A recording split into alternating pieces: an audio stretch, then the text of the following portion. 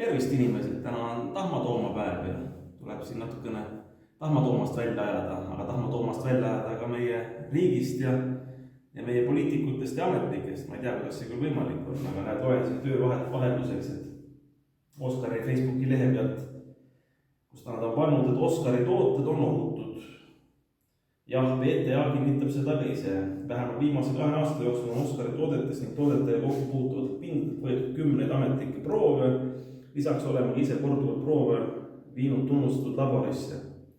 Mitte ühestki tootest pole tuvastatud ohtlike või keelatud leidega, bakterite patogeene, kõik proovid on olnud puhtad. See meenutab mulle kangesti seda, kuidas Finantsinspektsioon hakkas tegema ettekirjutusi ja lõpuks võttis tegevusloa ära ühisarvelduste aktsiaseltsilt, mis oli siis ühistegelik ja on ühistegelik makseasutus. Ja viitas siis sellele, et kõik sisuliselt siis eeskirjad on korrast ära, mitte ühelegi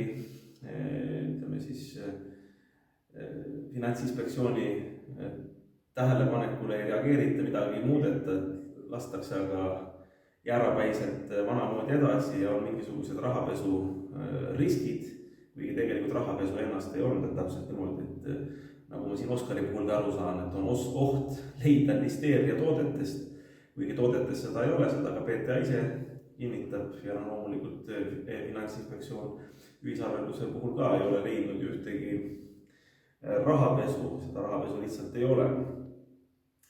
Ja näed, et Oscar ütleb, et alates 19. detsembrist on ohus üle 50 inimese töökoht, riknemas on varutud tooraine, ees on ootamas meeletult suured tarnetrahvid, rääkimata maine ja majanduslikust kahjust. Jõulud on toidutootjale, seda eriti väiksele pereettevõttele kõik olulisem aeg aastas, et tagada majanduslik jätkusuutlikkus. Üks ühele ühisarveldused, mis on üle 2 kuu juba siis vaielnud Finantsinspektsiooniga ja vähe sellest Finantsinspektsioon kaebas peale Leedu Keskpangale ja seetõttu Leedu Keskpank seadusest mööda minnes lihtsalt telefoniga tulnud kaebusega, ma ei tea, kuidas Finantsinspektsioon seda tegi, võib-olla e-kirjaga. Seal jääb jälg maha vast mitte siis telefoniga.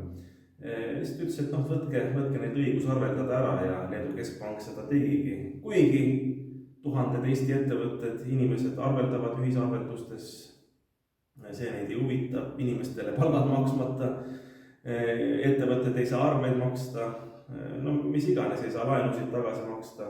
Täpselt üks ühele ettevõtluse hävitamine. Nii et mis teha? Ega see Oscari toodete ostmine ka midagi ei aita ja ega nüüd ühisarveldustega liitumine ka enam praegu ei aita, sellepärast et asjad on nagu pausi peal ja hävitustöö on nagu tehtud, et tegelikult mis aitaks, aga ma tean, et nagu nii seda ei juhtu, on see, et malakatega tuleb minna PTA peakontori juurde, tuleb sasida kinni sellelt juhilt ja tuleb minna Finantsinspektsiooni ja Eesti Panga ukse taha ja sasida kinni. Ja nii nagu vanad eestlased andsid Tahma Toomale tagumiku vihta niimoodi selle luuaga, millega klopitakse, vähemalt nõukogude ajal klopiti, vaipasid väljas niimoodi laks. Ma ei kutsu millegi üles, aga ausalt öeldes see oleks ainukene asi, mis aitaks, et PTA-le anda niimoodi ja Finantsinspektsioonile anda niimoodi ja kõikidele teistele ametkondadele ka. Sest need ei ole enam Eesti rahva teenrid, need on juba muutunud Eesti rahva valitsejateks ja annaks jumal, et nad oleks valitsejad, nad on Eesti rahva hävitajad. Nii et jõulud, rahulik aeg, mõtleme selle peale.